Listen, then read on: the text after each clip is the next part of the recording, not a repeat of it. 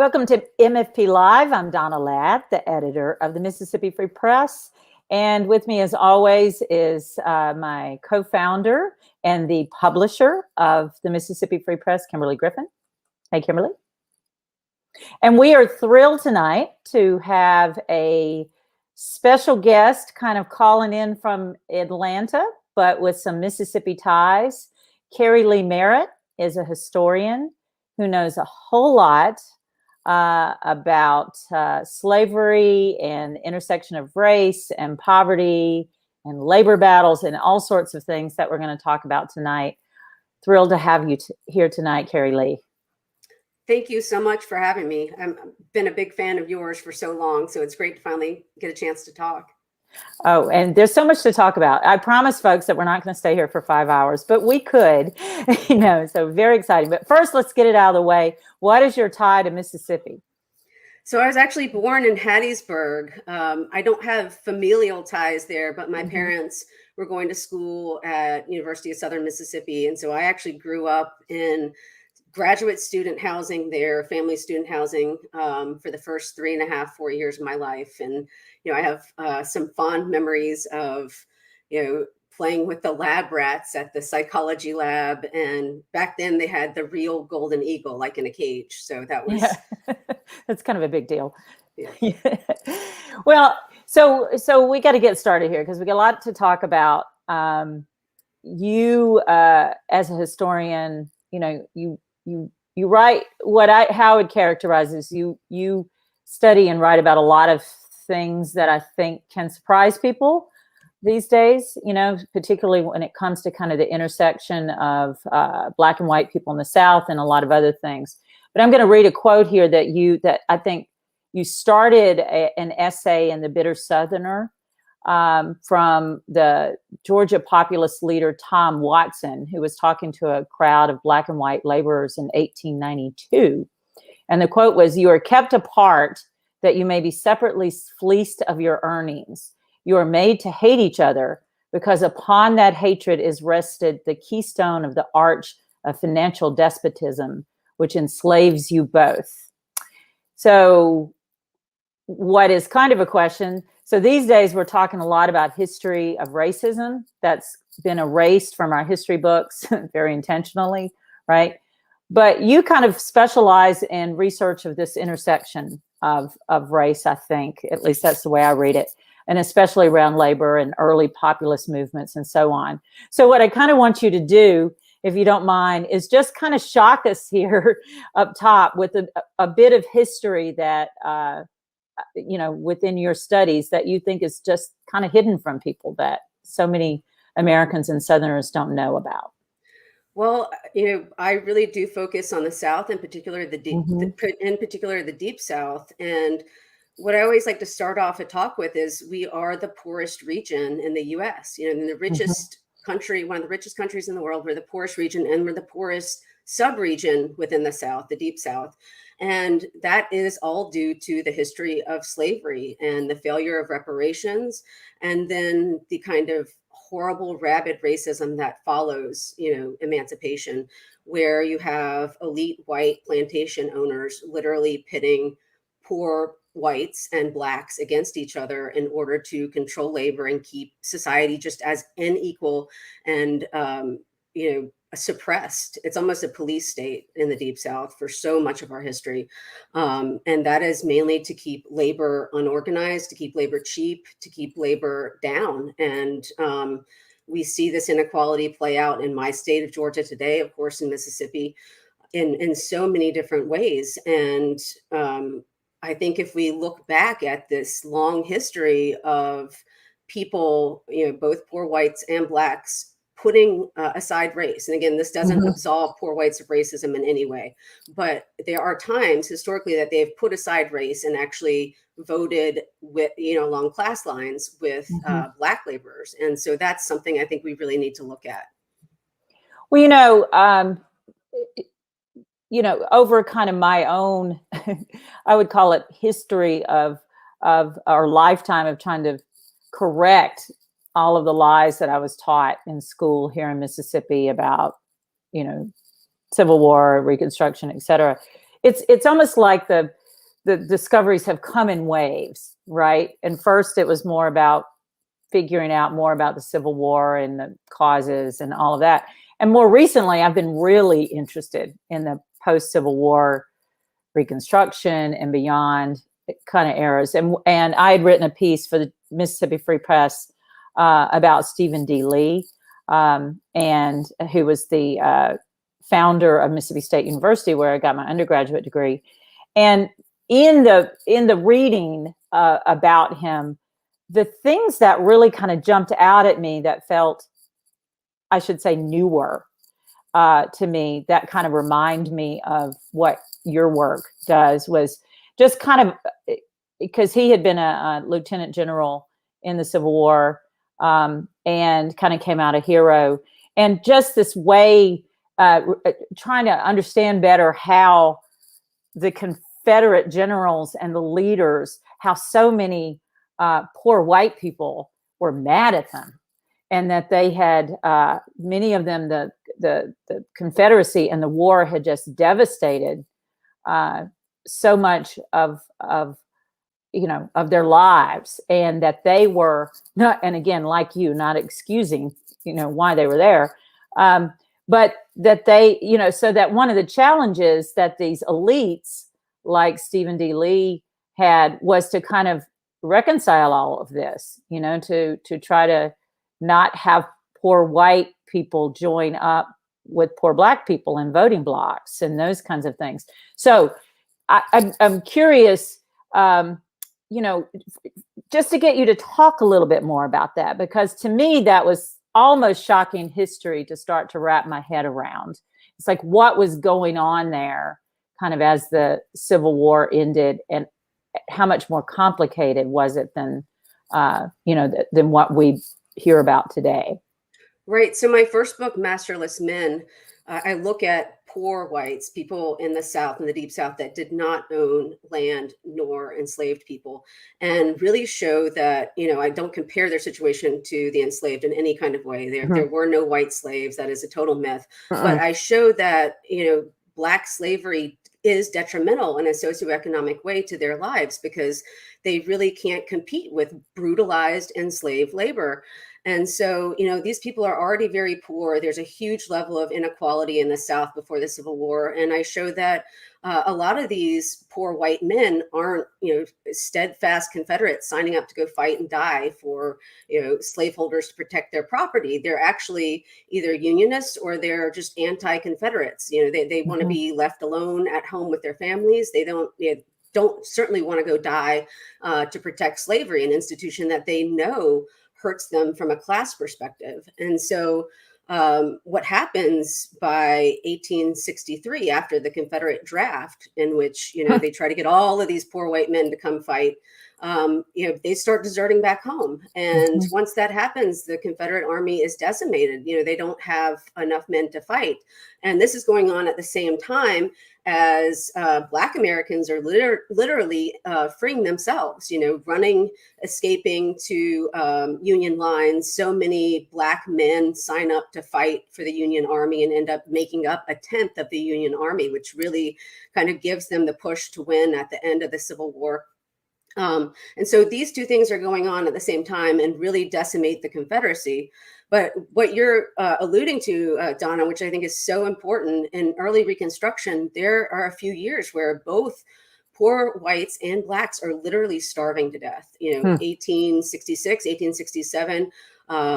It's 2 years of drought in the Deep South. People are literally starving. Planters are planting cotton instead of what they had been ordered to plant corn to keep people alive. They're going back to cotton. And so you've got, the federal government coming in Reconstruction, and their first order of business is literally just feeding and keeping alive poor whites and Blacks.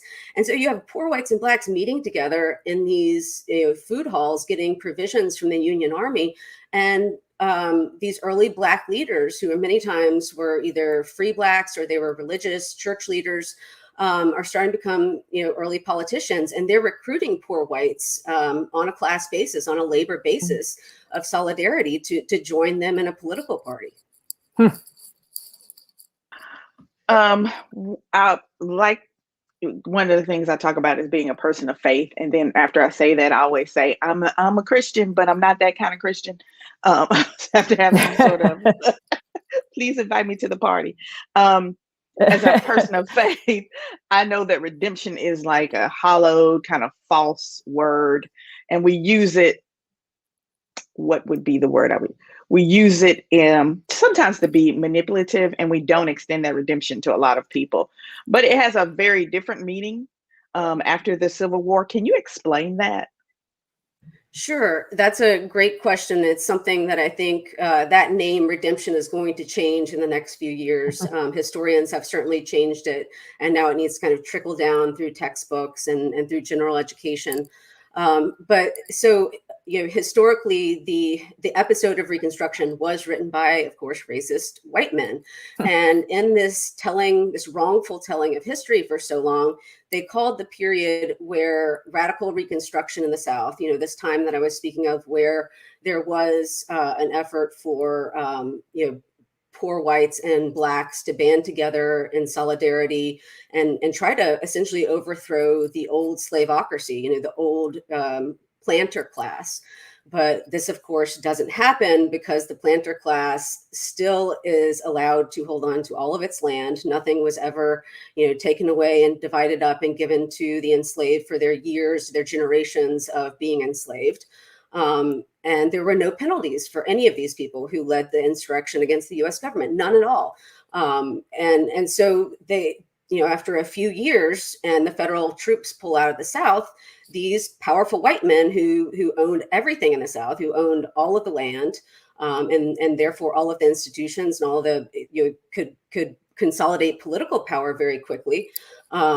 They also had the Klan on their side by that point. The rich planters actually created the Klan, and they basically took back over the South. They reasserted their power. And so that is what historically this period has been called redemption. And, this is the end of Reconstruction, where white Southerners, elite white Southerners, retake the South and instill all of these Black Code laws, disenfranchise Black men. And in some ways, this is the beginning of Jim Crow, but it's reasserting what a lot of scholars have called a new type of slavery. So as a history buff, I always can you kind of narrow in a little bit? Because I think it's going to connect to today. You said the wealthy white planters created the Klan. To really hone in and tell us what that means.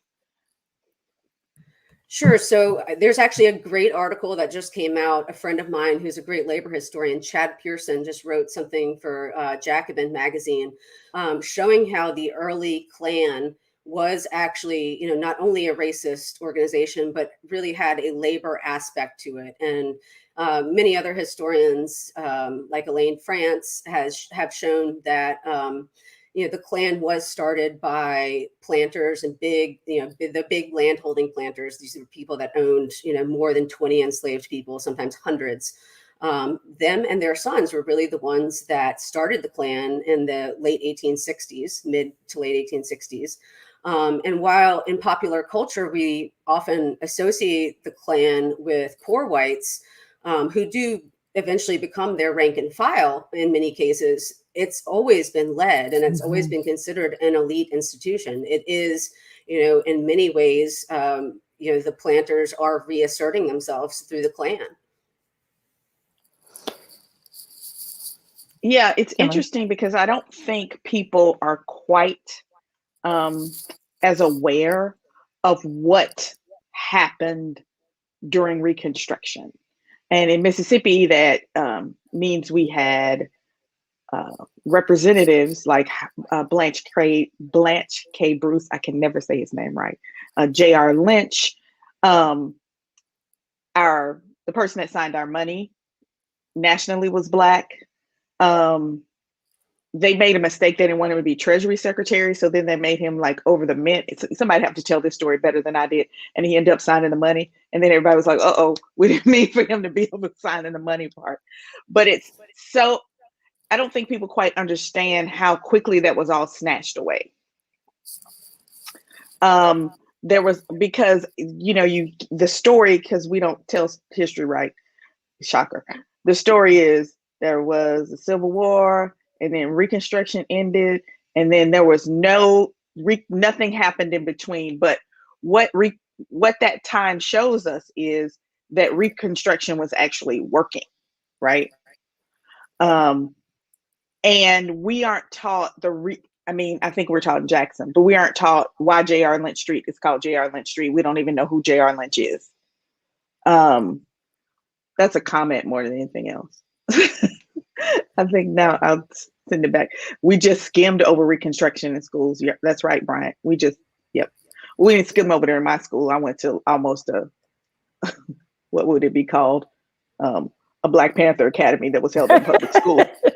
Right. That's where I went to elementary school. I was like, I think if we just went back and looked at it, I went to we did not have Black History Month. It was always Black History Month. But see, that's the very point, right? You learned about Reconstruction because that's part of the Black radical tradition in education. And we didn't, in many white schools taught by white supremacist textbooks, learn about Reconstruction for a very political reason, the flip side of that. I wasn't taught it, in public schools in Georgia. I'm only 40 years old, it's not that long ago. And, this is where we can make fundamental changes in our country to really show what happened, to show especially a lot of white people in the South. I think, they need some positive role models. They need some positive stories in order to kind of move forward psychologically from this history of heavy racism, which of course, yes, we need to atone for, but at the same time, we need something to look forward to. We need to know about people like Lillian Smith and Howard Zinn and, all the white SNCC activists in Mississippi, dealing with Mississippi Freedom Summer. We need to know about these people so that young white people will also have, models of anti-racists to look up to, I think.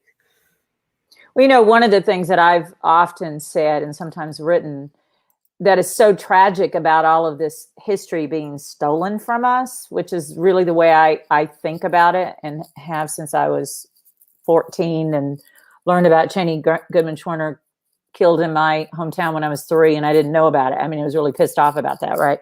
But we can't even, I look at it very differently than, Philip Gunn and him wanting his, to go after critical race theory, which we'll get to later if we get to it. But my point is, I look at it as we don't even get a chance, as you're saying, to see who those role models were and to even know how far we've actually come. I mean, Mississippi was a mess. We weren't the only mess, but we were the worst mess is a good way to put it, right? Of a lot of messes in the whole country. And, because we don't get to know that history, we don't even get to know just the sheer distance we've come. And then to kind of tag off of what Kimberly was saying about Reconstruction, I mean, one of the things, and she hasn't seen this yet, it's dropping tomorrow, but we're actually about to start a race violence project. And we've kind of been lightly doing it so far, doing different pieces, but we're getting more serious about it. And we have a long form piece tomorrow that's about the Clinton riots by an academic and the Clinton, Mississippi riots, which you're probably familiar with. And people need to read it because it was, and you'll see from reading the story, it was a brutal white riot and massacre, not always the same, right, of Black leaders. Right over here in Clinton, Mississippi, and whites who were working with them at the time, white Republicans because it was the Republicans at the time who were, who were the enemy of the Dixiecrats. But the thing, and so read the story. It's got a lot in it. It's a really good story, but everybody out there. But the point I want to make right here that struck me about it, because I knew about this massacre, and a lot of the others in the state, but to read these almost personal recounts of white people going into Black people's homes of people they knew and got along with, and pulling the husband out and brutalizing and killing him because he attended a political rally in Clinton, Mississippi, right? Which again is right here. And it was hundreds of people there, and it was this devastating thing. But my point is how personal that was, that these people were pitted against each other, and it was the powerful leading it. But at the same time, and you've written in your work about white people, like that man you talked about in Alabama. What was his name? Veach, who was lynched, a white man who was lynched. It was like people were, white people were caught up in those things. Some white people who at least maybe tried to do the right thing or whatever. So I just wanted you to talk more about why that full history, I guess, is so important, and whatever you want to say about that. Well, again, I think this is an incredibly political history, and I think it's one that they're trying to suppress today, along with what they call critical race theory, and anything associated with the 1619 Project, anything that doesn't tell kind of that old school quote, what we called in graduate school, that great white man type of history, right? Where we laud all of our, old political leaders. We never say anything bad about them. We're never critical about America as a state, or anything that white people did in America, really. And that's honestly not what historians today do, right? We're highly critical of current society. I think in some ways, along with really well-read journalists like yourself, we're some of the nation's best people to look to at a time like we're in right now, because we've seen what has happened in situations like this in our history. And as Kimberly was really saying, in Mississippi particularly, Reconstruction was so important and so radical, and so it made the upper class elites so fearful, because in Mississippi had one of course, the highest percentages of Blacks in their state. So you had about 50%, a little over 50% of the state was Black, and then you had some small percentage of poor whites who could band along with Black men, and they could technically outvote the elite whites. And so that's when you see what W.E.B. Du Bois calls this real shift in race and class, and these racial lines harden as these elite whites are really courting poor whites, in ways that are social, in ways giving them jobs, and employing them as tenant farmers and sharecroppers, but also, politically banding with them and trying to create this party together, and in so doing, making Black men the scapegoats. And you see the beginning of Jim Crow here, and kind of the language that they're using at the same time that they're trying to disenfranchise Black voters. And what you're looking at today, it's not that different in the same tactics that people are using in trying to disenfranchise Black and brown people across the U.S. today. It's the exact same thing. And the whole reason that they're really worried, right, is because we're seeing this vast demographic shift. And whenever these elite white people think that they're about to lose their power, and especially their money, that's when they start really worrying about trying to stir up as much racism and xenophobia and hatred as they can, so that they can at least try to keep poor whites and middling class whites in line with them politically. So one of the things I think we see today, obviously, is a great deal of fear, because everybody's looking at the census records. We know what they say. There are more Black and brown people under the age of 18 than there are of anyone else. And I think that response to that fear happens in two ways. One is an economic fear. So the people that own large corporations have decided we got to put all the brown people in all the commercials right now, because this is like, I love it. As I'm on the revenue side, I motivate with money, and so they've decided, oh my gosh, we've got to go diversify our staff. We got to diversify the front of the house because they're looking at the numbers. Secondarily, there's a second round of fear I think we're seeing, which is keep history, whitewashed, because that's what it is, so that we can stay in power, because they won't catch us if they just don't put it in the books in school, because there are no books anywhere else. But that's a simplistic, but it's interesting to sort of watch the fear play out in two different arenas, because basically the politicians are the ones that are afraid in that secondary way. I'm curious about your take on today's political class versus race debate. Lots of progressives, I'm saying this in a simplistic way, want a focus on economic reform, believing that can help resolve legacies of racism. And many others believe racism must have the same seat at the table. As a historian who knows a lot about this, and the interaction of race and class, and you can't separate from one from the other, I don't believe, but you may have a different thought. What is your take on all those conversations?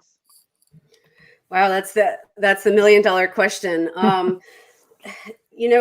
actually believe in reparations. I believe in reparations for slavery, as well as reparations to Native Americans in this country, whether through cash reparations, but also through institutional reparations.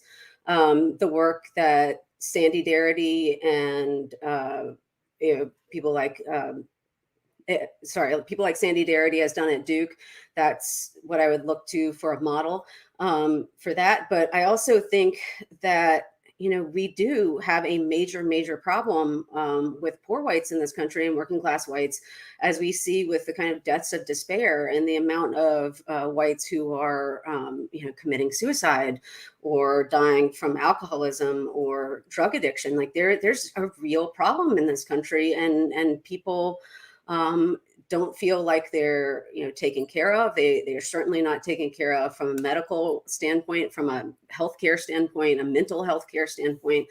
And there need to be major changes. And I think that one way to politically unite these two, or all different races really, along class lines, is to really punch up what we're doing for poor people. And there are so many different ways to do this. But the basic things right now is, how are we going through a pandemic with no health care? How are we one of the richest nations in the world with as much money as we have, and we're in the middle of a pandemic, a year and a half in, and we still don't have universal health care? It is an absolute moral tragedy. The fact that our nation is not out in the streets demanding this is baffling on many levels. But what we're looking at now is a real crisis as we come into the fall and winter months, I think, and people are going to be not getting unemployment checks. They're not going to be able to make their rent. They're going to be turned out on the streets. All these unemployment and rent abatements are going to expire, especially throughout the South. And we're going to have massive homelessness. And if that doesn't turn into some kind of revolution in this country, I don't know what's going to happen. Because if something is not done drastically in the next few months to even just staunch the short-term kind of massive poverty that we're going to be facing, it's going to result in huge protests, I think, again. So one of the things that it's a question I ask probably every other guest, because I'm compiling, I think, in my head some thoughts. Why aren't and this is, I'm using a blanket statement, so consider that. Why aren't as many poor whites more up in arms about, and maybe they are, I just don't see reflected maybe the numbers and in stories about the fact that they too don't have health care, and they go to work. These are working, many of them are people who go to work every day. Why are they not outraged by what is happening? Why are they not outraged by the opioid epidemic? And they are at this point. But what? Tell me what you think is happening there. I honestly think it's that they are so burdened and overwhelmed with just merely trying to survive day to day, that they don't have the bandwidth, intellectually, to deal with those bigger issues that they feel like are out of their control. They feel like they're abandoned by both parties, which makes them particularly susceptible to demagogues like Trump, right? The big kind of personalities that come in and promise to help, because they feel like they've been abandoned by everybody. The Democrats haven't done anything for them either, in many ways, on a very material level. And so I think that there's, a whole history of how the lower classes are kind of brainwashed culturally, or lower class whites are brainwashed culturally, whether it's through culture, whether it's through, just pop culture in general, to be like, you're a white American, you should be pulling yourself up by your bootstraps, kind of stuff. And if you're in that situation of poverty, it's your fault. And so there's a lot of embarrassment surrounding it. And so one of the things that I've been looking at lately is the white movement that happened within the civil rights movement, particularly in Mississippi. And there's some great documents. Emmy Schrader, who was in SNCC, did a whole study on poor white people in Mississippi, trying to see if he could get them, or they could get them involved in the civil rights movement. And basically they did a whole study and came up with, like, they weren't going to do any kind of outreach, because they found that poor whites were literally so poor materially that they needed basics like food, shelter, shoes and clothes for their children, that they could not be motivated politically on any major level because they were literally that poor. And I honestly think that that has always been a tool of elite whites, is that if you can keep people poor enough, that you can keep them politically apathetic. Well, I think what I would say here, and I don't disagree with anything you've said. I mean, I grew up poor and white in Mississippi, in an uneducated household, and surrounded by, I mean, we picked up metal in the dump, to buy food when I was little and things like that. But I absolutely think all those things are true. And I would go almost a step further than you said, having come from that environment and still having to block some of my own cousins on Facebook because of some of the horrendous things that they will say, and say that I believe very strongly that it is just a multi-generational, not just a, but it is a multi-generational effort by elites, as you say, to just do everything they can to brainwash us, the people I come from, into believing that somehow we're not the very bottom of the barrel, for one thing, that there are people below us, so we're better than somebody. So I think that's part of it, and also to very intentionally lie to us about our history, very intentionally. And I think that's why when I really started running into, in my reading, like I mentioned, the Stephen D. Lee stuff, and, because then he went on to have a tremendous effect on the lies in the textbooks, and which then I studied from, right? And so it's this systemic way of just passing that down, redeeming the lost cause, reconciling white people in the South, poor whites and the elites, and then enforcing, Jim Crow, and it hurts all of it. I mean, I agree with that so much. I mean, how much, I was hurt by the system, and then, I decided to claw out of it, but other people don't always get that opportunity. And to your point, some of the people I have blocked on Facebook in my own family, some of them I drive by their homes now, and it's like everything's crumbling. I mean, everything. And all of it makes me so sad and angry. So I don't know. I just felt like as the descendant of some of these folks that we're talking about here, I just needed to kind of weigh in on that. But I think we have to fight very hard to keep that cycle from continuing. And obviously, you're right with this, critical race theory, which is really, they just don't want us to know critical race history. There's no theory about it as facts. These things, it just keeps us here. But that rolls me into this next question, and feel free to comment on anything in this because it's related. But you write a lot about that history from that time. Like they have the book up here, Southern, your labor history book.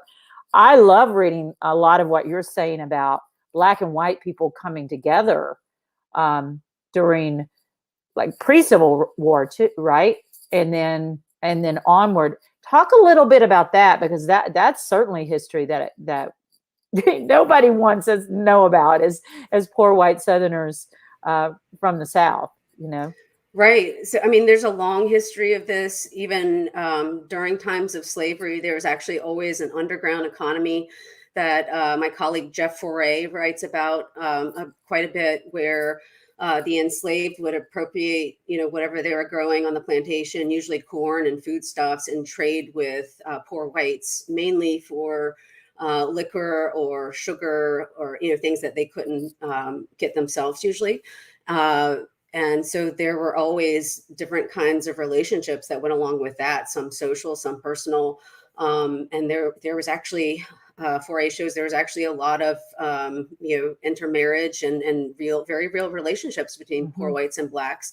And, several historians, including me, have tried to show that there was a very real fear by planters that poor whites and Blacks would band together politically over certain issues, even during slavery. But then again, like I said, in early Reconstruction, we see it again. And then during the populism movement, big P populism movement of the 1880s, primarily, all across the South, particularly in certain pockets, like Arkansas was a huge state, Alabama was a huge state.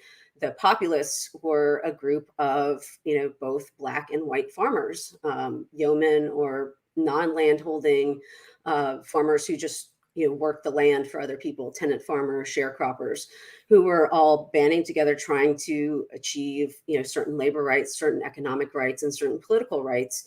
And we see this in the South once again in the 1920s and 30s, leading into the Great Depression, with groups like the Southern Tenant Farmers Union and different farming unions that, whether they had a Black chapter and a white chapter, they still would work together politically towards the same goals. So one thing I just wanted to mention real quick here, and I'll kick it back to Kimberly. Roger, there he is. Roger made this comment coming from Neshoba County that he had never heard of the three civil rights workers until high school, and he's 37. And Roger's also Choctaw. And so in Neshoba County, you kind of have, there's this, three-way dynamic that there's a lot of history around. And Roger started writing about some of that stuff for us. And that's something that we're going to continue talking about as we go forward, some of those. But I did want to point that out. But so we have this question here. Do poor whites see helping others as a zero-sum game? Is that something you would want to? I mean, I think that is what they're told to see. Certainly from, again, from pop culture all the way down to entire networks, being, existing for this to That's right. tell poor and working class whites that this is a zero-sum game. Absolutely. For some of them it works, but as you were saying, Donna, I think there really is kind of a generational divide. I've been very pleased to see in my own state here in Georgia, if you look at the demographics of who voted for Stacey Abrams, and most groups of white people, of course, voted for Brian Kemp, voted staunchly Republican. But the one group that voted for Stacey Abrams was young white women.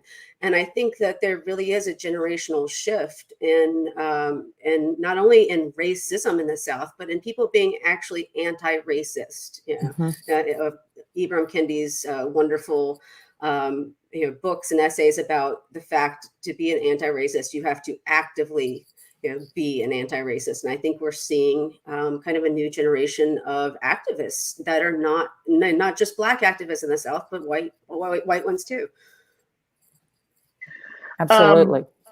So, and I'm leading to a question, but so recently I ended up, I have discovered TikTok, and I ended up surprised. I somehow ended up on history TikTok, food TikTok, and Cajun Creole TikTok. I don't know how.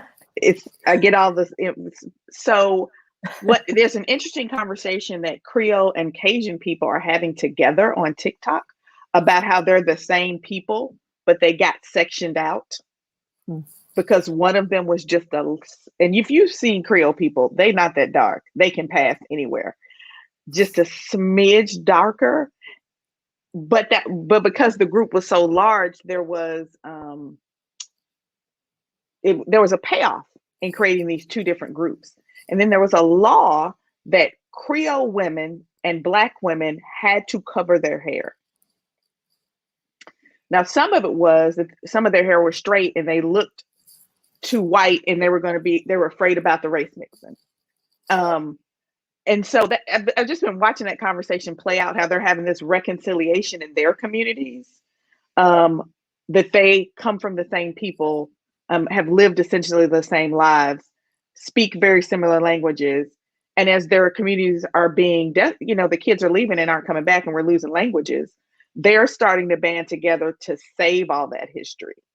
So it's been interesting to watch, which leads me to my next question, which is anti-race mixing laws also targeted white people, or what does that say about colorism and how that all played out across both communities?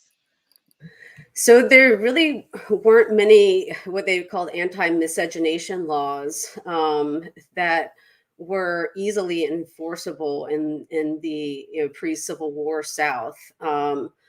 They would usually use laws like that white people weren't allowed to drink with slaves, or they weren't allowed to gamble with slaves. They would, or vagrancy law even. I write about that they would use all of these kind of lesser charges in order to try to separate the races. They didn't really prosecute a lot of people under these kind of racial mixing laws until after the Civil War. And that's primarily due to the fact that under slavery, children take on the status of their mothers. So if poor white men were sleeping with enslaved women, then the babies would still be enslaved, right? But what they did worry about, planters did start worrying about, was poor white women who slept with Black men. And so they were able to control their sexuality, these white women's sexuality, in many ways through these kind of lesser laws, like I'm talking about vagrancy. They would charge white women with, using lewd language and lock them up for years. But they also had laws that they could bind out white children, poor white children, essentially almost an indentured servant type situation. And especially if the children were mixed race, they would do this all the time. They would, show that there was no real father figure in a court of law, and then essentially take away the poor white woman's rights to her own children and bind them out as laborers to other, middling class or rich whites. And so, I mean, it's a long and complicated history. What happens to free Blacks in the late antebellum South is even more interesting, because there are essentially laws passed as elite whites figure out that we're probably heading towards civil war. They start making free Blacks completely illegal within society. Every single Southern state passes a law saying, if you are free Black, you either need to leave our state by the state, or if you're still in our state by the state, you essentially need to pick a master, like a de facto master, who will answer for you in a court of law and who will, manage your money and basically be your overseer. And this was because they literally were so worried about having that defining line of Black slave, white free. And by this time, I think, and many other historians, and I think eventually, genetic testing will prove this, so many Southerners were so interracially mixed by, at that point anyway, that it was hard to tell a lot of people what race they were at first glance. And as we can go into a whole other conversation, race is just it's not biological, it's just a social construction, and we see that play out in Southern law for centuries. I have more of a statement, then I'll turn it over to Donna. It makes so much sense, this separation, and who wins from the separation. We have a board member on one of our boards who went to public school about the same time as I did, which would have been the 80s and 70s. And she had a mixed race school, mixed race teaching staff in the South. And she had a teacher, and they were acting crazy one day. And, stern public teacher looks at them and goes, "I didn't get hosed at Selma for y'all to be acting a fool." And she said she noticed that part of the class, and my impression is it was more than just the Black kids, but went like the thought of Selma, and they all sort of quieted down. And she went home and said to her mother what happened at Selma. And her parents told her, and she said, if I hadn't been in that school and I didn't have those teachers, I'd have been, it was already late to the game, but I'd have thought I was pulling myself up by my bootstraps. I'd have had it's that, and we do it today. Schools are segregated, and so this continuing separating people from it's easy to keep them as those other people. That's a statement. I will now turn it over to Donna. I don't know if I have anything to say.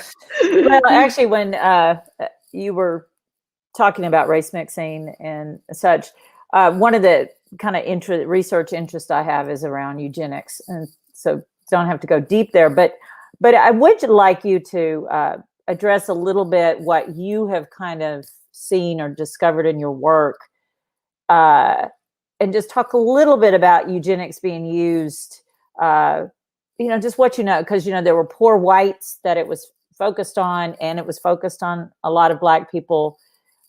Just talk a little bit about that, and maybe define it. We're talking about probably mostly sterilization, right? But maybe talk a little bit about that if you don't mind. Sure. So that's not my specialty. I definitely can recommend some people to. I know Elizabeth Catt is writing a lot right now about poor white women in Appalachia who were sterilized, I think, during the 1920s and 30s in a way to kind of control, poor whites there. But I can say historically that, the effort to control the sexuality of women, both poor white and Black from, having children has always been a political issue. It's been a part of the police state that I think we don't talk about enough. Like I said, they found all sorts of different ways to arrest and charge women that didn't have, you didn't have to prove that the woman was sleeping with somebody. You could charge her with vagrancy, which is literally doing nothing, and, have her serving hard labor for several years. Well, if she's serving hard labor, she's not getting pregnant. She's not, having children, have to be taken care of by the state.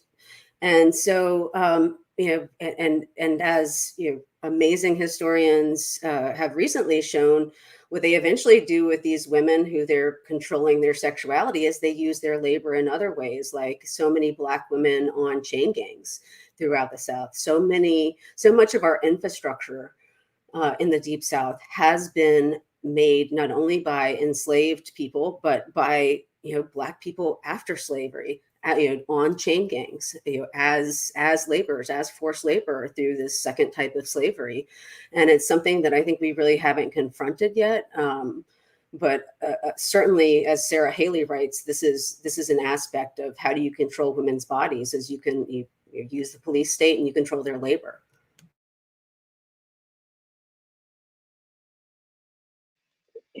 Yeah, it's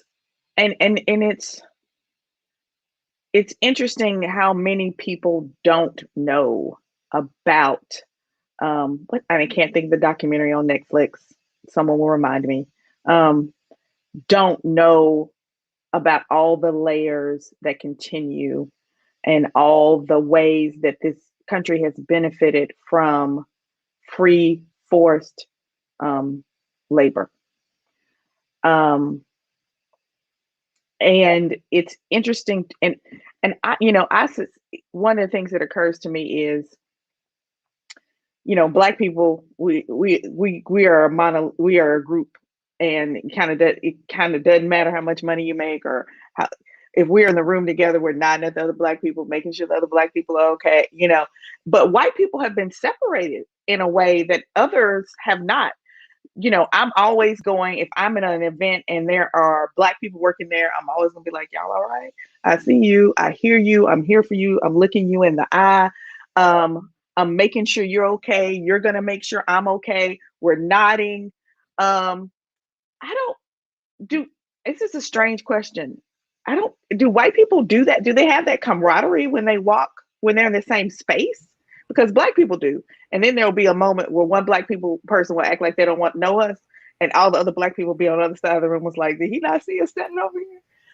But there's always this moment. Donna and I were at a conference last week, and Dr. Ben Chavis came over to me to say hi, because we were the Black people in the room. He was, it's interesting. No, I think that's a great question. It's something that I actually plan to write about in one of my next books, because I think being a white anti-racist in the South is exhausting in many ways, but it's also incredibly lonely. I don't have that camaraderie with most white people. I view most white people with the same suspicion that many Black people do, especially in the South. Unfortunately, I have given up members of my family completely, and solely because of their racial and political stances, on people's humanity, basic humanity. And I honestly, I had to wait until I was almost an adult in graduate school to have some really good friendships with white women. It has taken me a long time to trust white women in some ways. And it can be challenging to really be able to find someone that, believes the same things that I do. One thing I'll add there real quick to that is that I will often make a somewhat joke about rooms with too many white people in it make me twitchy. And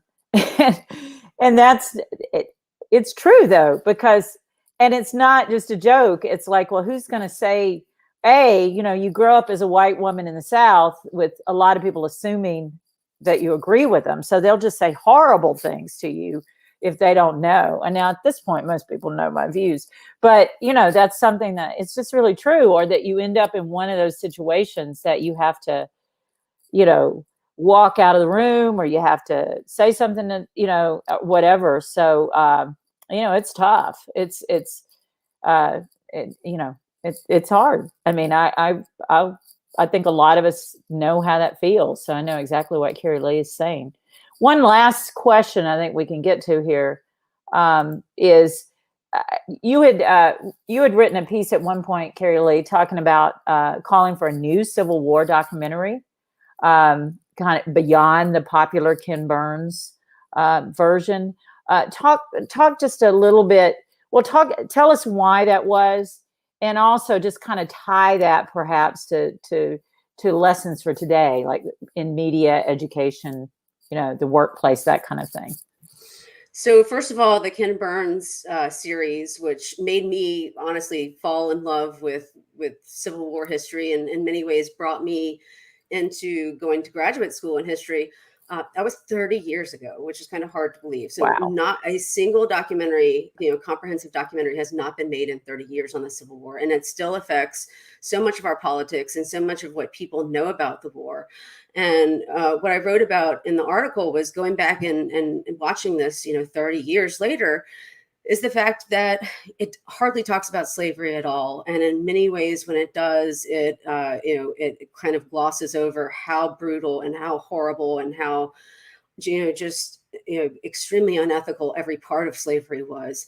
And, you have Shelby Foote there, fellow Mississippian, with his sweet Southern accent, who has everybody falling in love with him, and kind of, this kind of, again, this great white man history about Robert E. Lee being this, benevolent, wonderful guy who in reality is actually a horrible slaveholder. And it really glosses over, the fact that the Civil War was about slavery, not states' rights, as it says in the beginning. Tying this, though, to the bigger question of education, is that we need popular culture. We need popular culture to speak to people again. Not just because in so many ways the educational system is failing us, not due to teachers. I love teachers. It is the government's fault. Our education system is failing us, but we also have older people who have been through school, who have been taught by racist textbooks, who have been taught by racist teachers, that need re-education. And so this is when, popular culture can really come in and do things that, the government's not allowing us to do right now in so many ways. And so I'm proud to say that I'm working with Dr. Raylan Barnes at Princeton University, and she worked with Henry Louis Gates on the Reconstruction documentary for PBS. And we've got an amazing group, very diverse group of historians together. We are going to be telling a multi-episodic Civil War documentary. We're working on funding right now, but I mean, we're going to do not just the enslaved or freeing themselves, but show what's happening in the West, show what's happening with Native Americans, and really make it an inclusive history. Donna, I think you're on mute, but I think she's excited. Yeah, I was praising you, no end there, Keri Leigh. But that is, I see why I never mute myself, because I can't unmute myself. But thank you. Your work is so important. And I think that, I don't think you will be offended if I call you a badass historian, because Keri Leigh Merritt is a badass historian. Visit her website, everybody. And there's so much you can read of her work. And what I promise you about her work is that you're just going to keep turning over a new stone that will probably surprise you very often, because it's so much history that's kind of hidden from us, and that isn't even always breaking through enough yet, although you guys are really working on telling a fuller story. You and all the amazing historians out there are my favorite group of people. So thank you so much for being with us here tonight. We so appreciate your work.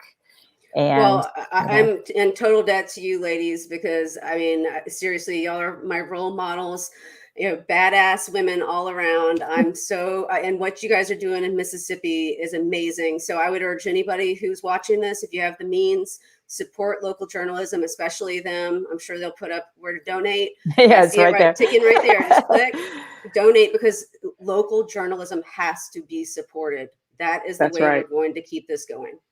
Right. Thank you. Thank you so much for that. I don't even have to say it, because Keri Leigh did it. So thank you so much. And everybody knows we embed history constantly in our journalism. And we want people to get the information that you need, to fill in these holes. And we'll be there no matter what Philip Gunn does with his critical race theory legislation. We're going to be here publishing the truth, publishing history. We are here for that. We also have a special MFP Live. Thank you guys out there. We have a special MFP Live coming up Monday at 4 p.m. Somebody who is a household name for you guys is going to be joining Kimberly and me on Monday. Dr. Thomas Dobbs, the state health officer, is going to join us for an hour to talk about what is going on with COVID right now, and this very scary spread, particularly the Delta variant in the state. We hope you will share this and join in. You can also send us questions. We're on Twitter, we're on Facebook. Please share your questions between now and Monday for Dr. Dobbs. And most of you know that he's under fire, and he's a hero in this state, because he's been a real leader on the efforts to get more people vaccinated and get us to be smart in this state. And we're doing a little bit better on the vaccination, but a lot of things are happening. So Kimberly and I are going to be talking to him Monday at 4. So you guys, make special plans to be here now. You hear? So we will see you very soon. Next, I don't know who we got next Thursday night. I can't remember right now. There's a lot going on. So we'll let you guys know that in social media. But thank you so much for joining us. And remember, we're on YouTube, and you can watch this show again and share it on Facebook as well. And we'll see y'all soon. Thank you again, Keri Leigh. Thanks.